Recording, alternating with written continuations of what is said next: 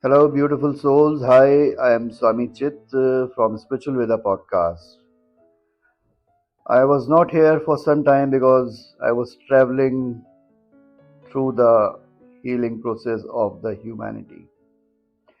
So now I am back again, and I just received a beautiful letter from one of the person in Fremont, California, and he just wrote. Swami Chit, I just got back from beautiful beach vacation, but I spent 2 hours editing one sunset photo to post online. My friend commented, "You look so peaceful." I realized I hadn't felt peaceful the whole trip. I was just making sure the photo looked beautiful and peaceful for everyone else. If you have ever stared at a beautiful sunset or phone in hand and felt a rush of anxiety about whether you are capturing it right, or maybe you have spent more time adjusting your pose than enjoying the moment, this episode is for you. So, dear listeners, my question is why? Why are we so willing to sacrifice genuine enjoyment for the sake of the perfect post? Well, I think it comes down to a social comparison theory and extrinsic validation. Humans are wired to seek approval. In the digital age, travel has become a high stakes competitive sport rather than enjoying the moments of the bliss. A perfect trip photo isn't just a memory, it's a status symbol nowadays. Dear souls, it seems the likes are essentially a digital applause for our perceived success. And yes, here's the insidious part: the pursuit of perfection causes anticipatory anxiety. Am I right or wrong?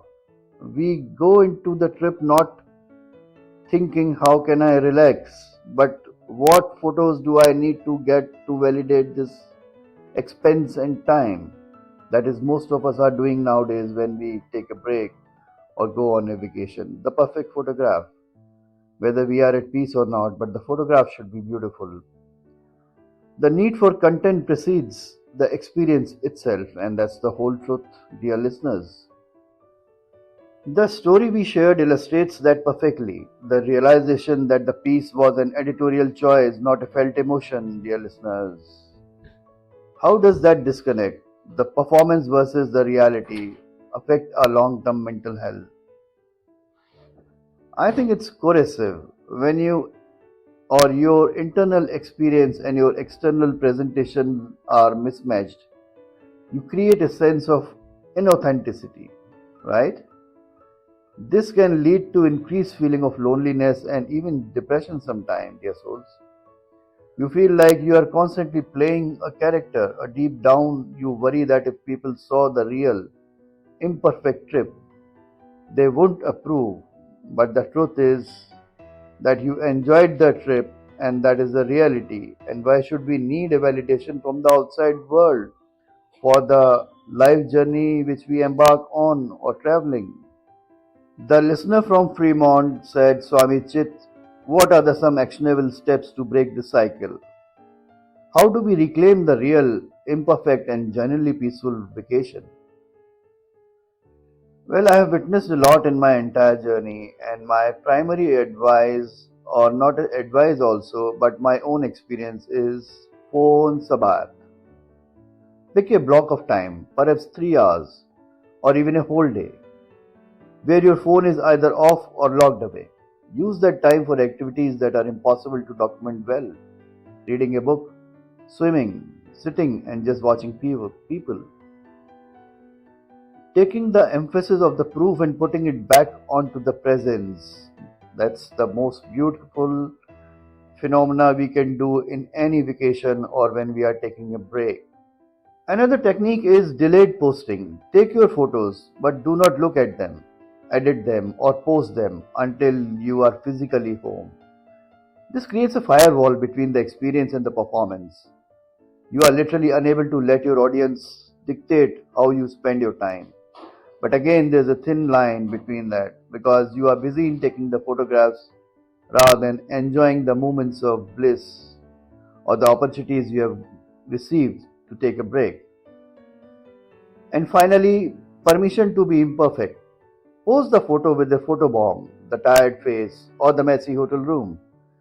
Authenticity is the antidote of the perfect trip chaos. Remember, the real you is you, and what photograph of you, picture perfect, will never define you as you. We have to remember that the best trips aren't the ones that get the most likes, they are the ones that give us genuine rest. Travel is supposed to be an escape from routine, not an extension of the content hustle. Let's make a commitment to leave the filters at home and embrace the beautiful, unedited chaos of life and travel. Always remember that the vacation or a break is a real break from your regular routine. And dear listeners, if you are not able to enjoy the moment of bliss or the vacation, but busy in taking photographs so that you can have as many as likes on the Facebook, Instagram, or Twitter, then I think you are missing some point or missing some link in your life journey. Everything is not about social media, it is all about personal media too. So when you go on a vacation or break next time, just keep the phone aside or have a specific time for the phone to take the photographs and then just enjoy the moments beyond phone, beyond social media. What was the last truly unfiltered moment you had on a trip? Share your stories with us. We are here to listen, share, and walk with you as a companion. I am Swami Chittu from Spiritual Veda podcast, and from me to you will always be love. God bless you. Take care. Till the next time, we are here and walking with you in your journey together. God bless you all.